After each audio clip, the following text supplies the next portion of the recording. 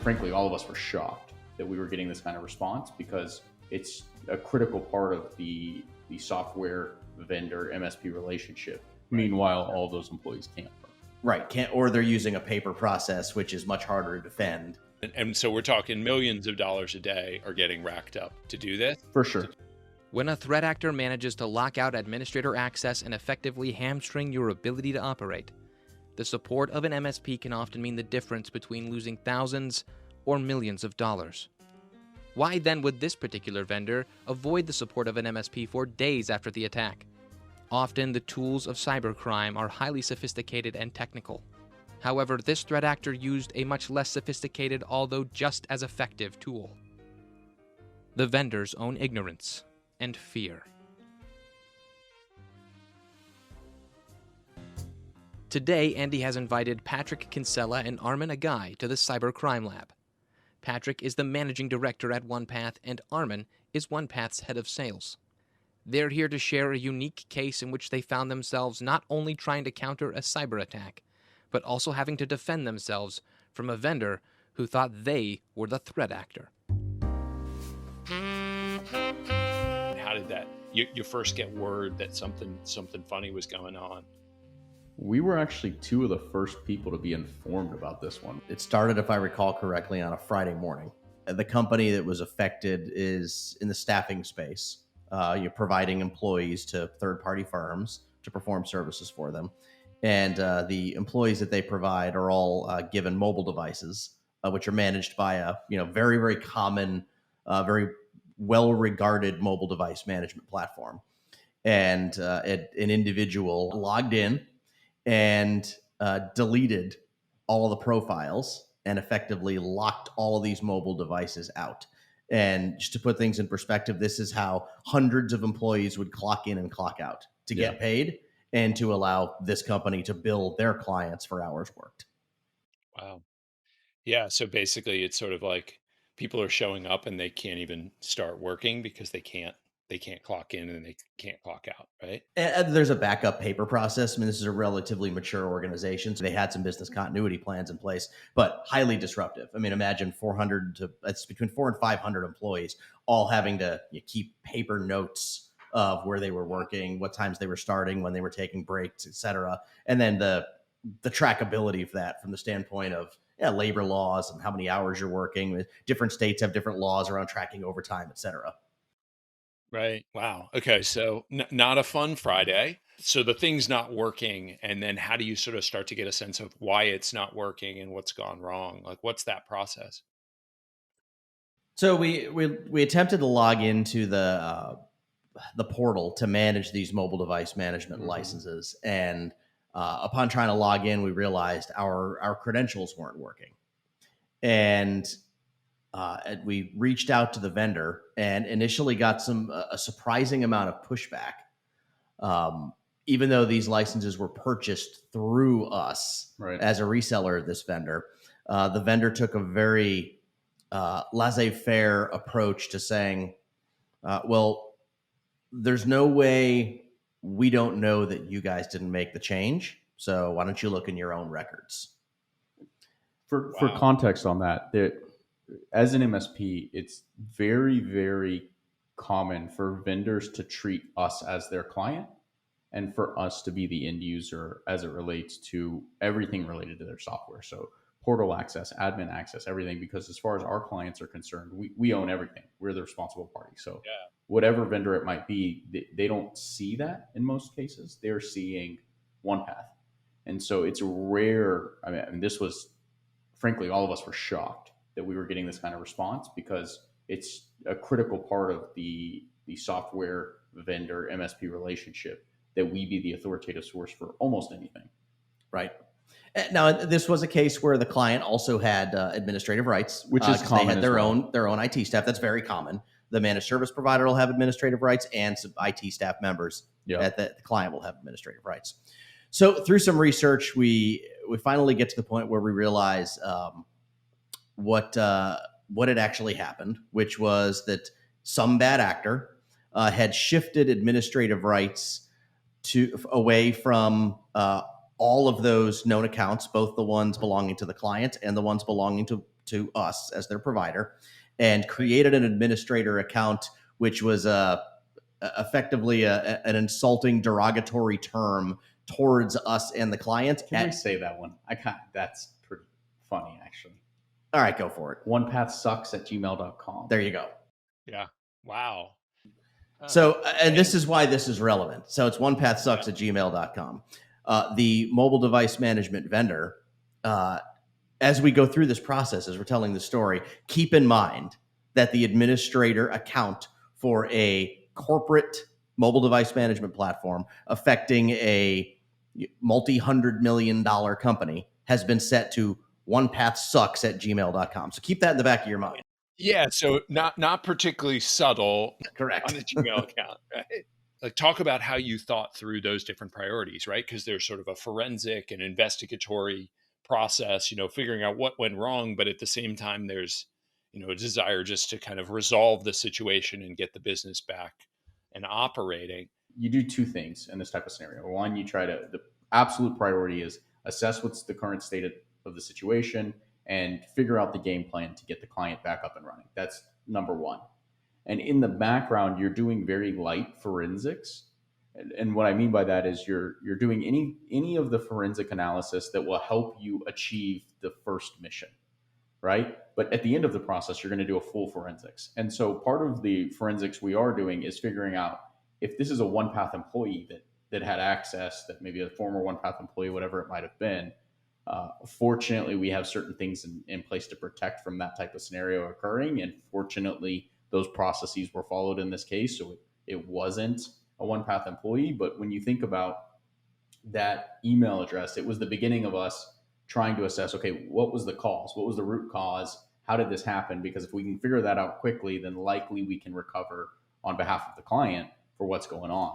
And being able to isolate that no OnePath employee, current or former, had access to this environment made it very clear and gave us a better path with both our vendor and with the client to say, okay, this is how we're going to navigate this situation to get you back up and running. Right. Yeah. Yeah. And walk folks who maybe don't appreciate how impactful this was, right? Because suddenly you've lost access to all of these mobile devices and their ability to log in and to control them. What would be the potential way to restore this if you can't get back access to that technology? So one of two things would need to happen. We either need to bring all these employees in to an office of this particular firm, and keep in mind, very dispersed workforce. Many of them in states where this firm had no office, or ship these mobile devices back across the country to this firm's HQ, have them all re-provisioned, and then shipped back out. Meanwhile, all those employees can't work. Right, or they're using a paper process, which is much harder to defend from a billing standpoint. Highly disruptive, which would likely cost a couple of employees some time, and their employees were their bread and butter. These people are folks that they depended on to do their jobs. This is how they build. And so we're talking millions of dollars a day are getting racked up to do this. Yes, for sure. Right? And there's a point of this that it's no one hires an MSP to be perfect. The reality is that there's always an understanding, or at least in my experience working with clients, there's always been an understanding of something's going to break. This is really where you as an MSP are tested to determine how well of a partner or how good of a partner you are and how well you operate in the moments that matter most. Yeah. And there's a tension between you as the MSP and the client, right? Like, who's at fault here? So the vendor's first reaction was, well, how do we know that this wasn't you doing this or your end client making this change? And to which your first reaction is to literally laugh. Okay, yes, we went in and made a change and changed this to a Gmail account, disparaging our name. And it's like, well, how do you know it's not an employee that's done this? And we had gone through all the logs and found the number of employees that had access to this particular access method for this credential. And we were able to have a high level of confidence that it wasn't something done by a bad actor internally. So you call the vendor and they basically tell you, like, you know, this is your fault. I'm not going to give you access to it. So the vendor's initial reaction was, we have no way of knowing this wasn't you or wasn't the end user saying we're frustrated with you. Yeah, this is sort of the definition of like Kafka-esque, right? Bureaucracy, right? Sort of like bureaucracy with rules that in some ways make no sense. At some point, you have to say, well, wait a minute. My vehicle was stolen. Here's a copy of the registration card. And here's a copy of my driver's license. I own that vehicle. It's parked right there. Give me the keys back, please. I see them in your hand. Please give me the keys back. Here's the receipt where I paid for it. Yeah. Here's the title from my safe. Please give me the keys back. This is a good analogy because this is how it felt. And this is how it felt. So then what happens? Like, Of course, we completely blew our tops. Now, this has been going on over a period of days, and we've been spending most of our energy on the rebuild process of building out a new tenant for this client. The plan to let's ship the phones back, let's get the employees in, let's just focus on getting back up and running. And it now became almost secondary. Fortunately, our COO had a contact that happened to know someone at this vendor that was in a relatively senior position and was able to overrule to some extent this policy where they were willing to share with us some documentation that might be sufficient. Then a strange twist was that it couldn't come from our domain. I had to send it from my personal email address into this vendor, including a copy of a signed letter from the chief financial officer of this business, come from my personal email address to this vendor. And we heard nothing for a period of 2 days, 3 days. We called in to follow up, and there was something, and I don't recall exactly what the detail was, something about the letter that they didn't like. And they weren't going to call us and tell us that. We had to call in and ask why we were hearing nothing. They eventually told us what they needed to see.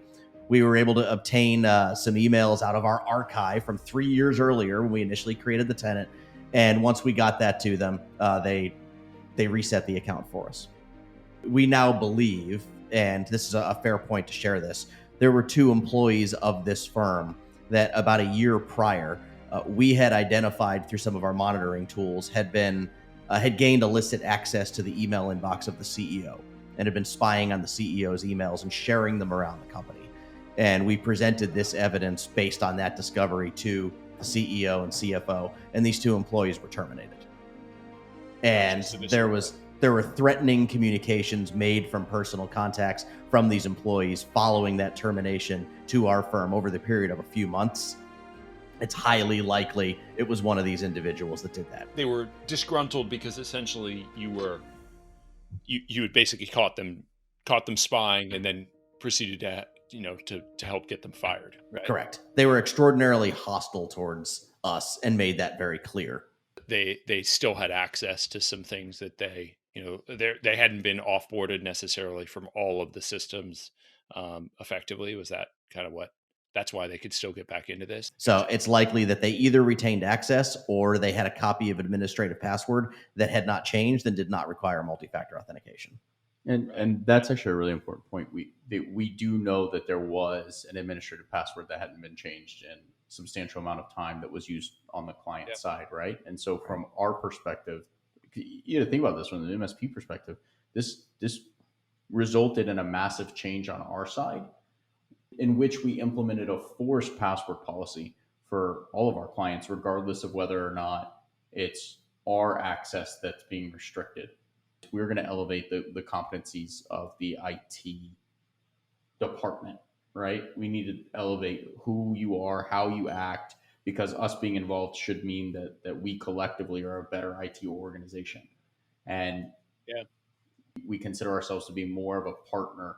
And that's been a cultural shift with how we interact with most of our clients as a result of this incident. That's a huge cultural shift, right? It's telling your client you won't do business with them in this area of the business if they're not willing to abide by comparable standards to what you use. Prior to this, we would not have done that prior to this event. We have this conversation all the time with end customers and even with MSPs and other tech folks, and they're like, well, we actually don't have our data. We've put everything kind of in cloud systems. It's managed by a third party, right? So in some ways they're responsible for it. I still believe that's it's better to be doing that and putting stuff there than to be trying to maintain, on-prem solutions that are highly vulnerable to attack. But it makes you really, really think about, do you have redundancy? Have you really thought about the terms and conditions that relationship is going to live under, right? That's my lesson learned for this was you have to recognize that these vendors, these large vendors that all of us buy services from, their contracts are written such that they don't carry a single dime of liability for anything that they do. And unless you're as large as they are, you are at the mercy of their contract lawyers. And you have to build your redundancy plans and your security practices around that knowledge that this vendor is not going to help you. They are not law enforcement. You're speaking with a third party that you pay good money to, that it's in their best interest to just step away from it completely. Take a laissez-faire approach so that no one can ever point to them and say that they influenced the outcome. They did nothing is the safest approach. Patrick and I have probably had this conversation 4 or 5 times since this event. There's a group of people, bad actors, threat actors, whatever term you want to use, that the dark web, that are effectively working together against business to try and find vehicles to money. And they're structuring their units like organizations with sales teams, accounting teams, marketing teams. Patrick tells a funny story about how we had a client get a survey after their ransomware event to say how was wasn't a client. That was is a law firm in Arizona. Oh, there you go. That was working with one of our endpoint threat detection vendors. And after they paid the ransom, the CEO of this endpoint threat detection vendor got a smile back survey. If you've ever been in a bunch of airports, use them as you come out of the bathroom. How clean was the bathroom? Green smile, yellow flat face, or red frown. They got a smile back survey and then a request to rate them. If you wanted to negotiate with a criminal, on a scale of 1 to 10, how likely would you want it to be us again next time? Were we good to negotiate with? We've now started realizing that community works really well together, and our community, if the good guys, don't. We're all deciding to hide information. We don't want to have these conversations about security events. Even Patrick and I are being very careful to limit the amount of information, what vendor, what client, this, that, and the third, right? And so there's a cultural implication of how we work through security events, because there are a lot of people who are working together to try and stop this or start these problems. And there are a lot of people who are working independently to try and stop these problems. And so when you think about that and the conversations we're having, it's affected how do we talk to clients about the importance of partnership as it relates to security, the importance to have access, the importance of a collective organization. We've changed our tune to, and even changed the way we operate operationally to where we really want our internal IT team to feel like they're a part of our client's organization. And we've structured our operations such that that's possible. And we've structured our culture such that that's possible. And so from the relationship aspect, there are a lot of things we do and a lot of communications we make that are centered around this idea of we need to be a collective of people or a collective of individuals working against these security threats, because we're working against the collective. I think folks feel like, I know that this large networking vendor, large cloud vendor they're on my side. They don't work with the criminals, so they'll have my back. And the reality is that absolutely none of that is true. Because we're in business, we're all out for ourselves. And as long as you navigate the waters with that knowledge in mind, that doesn't necessarily have to be a bad thing. You just have to be painfully aware of that and make decisions about what you do for your business or your organization with that knowledge at the forefront of your mind.